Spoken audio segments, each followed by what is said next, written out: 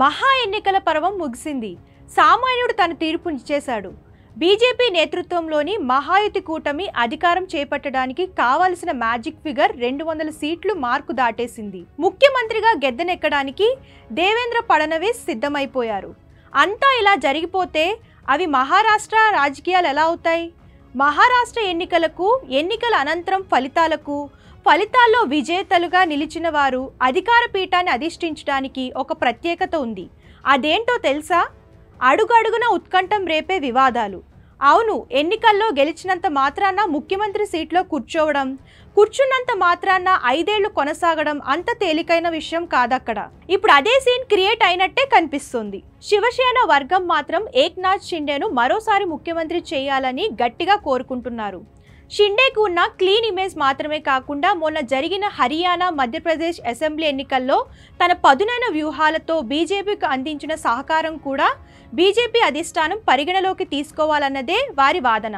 ఏక్నాథ్ షిండేపై నమ్మకం ఉంచి 5 ఏళ్ల ముఖ్యమంత్రి పీఠాన్ని అప్పగించాలని అడుగుతున్నారు. సీఎంగా పనిచేసిన కాలంలో షిండే పొందిన ప్రజాదరణ, మౌలిక సదుపాయాల కల్పనలో కనుబర్చిన పనితీరు ఇవన్నీ మహాయుతి గెలుపులో కీలక పాత్ర పోషించాయని షిండే వర్గం వైపు నుండి వినిపిస్తున్న అంశాలు.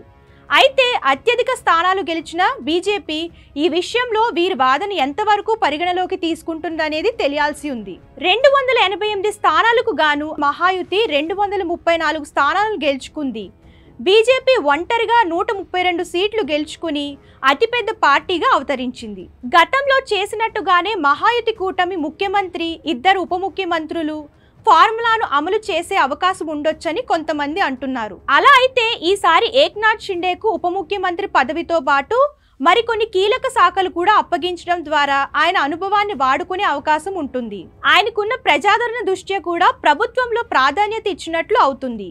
కానీ ఇప్పటికే ముఖ్యమంత్రిగా పనిచేసిన ఏక్నాథ్ షిండే ఈ ఒప్పందానికి అంగీకరిస్తారా అన్నది ప్రశ్నార్థకమే. ఎందుకంటే ఎన్ని కీలక శాఖలు అప్పగించినా, ఉప ముఖ్యమంత్రి పదవి ఇచ్చినా ముఖ్యమంత్రి కంటే తక్కువే కదా. ఇక్కడ మరో ట్విస్ట్ ఏంటంటే తానే ఎందుకు ముఖ్యమంత్రి పీఠాన్ని అధిష్ఠించకూడదని స్వయంగా ఏక్నాథ్ షిండేనే అన్నట్లు ప్రచారం జరుగుతుంది. ఇదే నిజమైతే అధికార పీఠముడి తప్పకపోవచ్చు. గతంలో షిండే తన వర్గం ఎమ్మెల్యేలతో కలిసి బీజేపీకు మద్దతు తెలిపినప్పుడు ఫడ్నవీస్ వెనక్కి తగ్గి డిప్యూటీ సీఎం పదవి తీసుకున్నారు.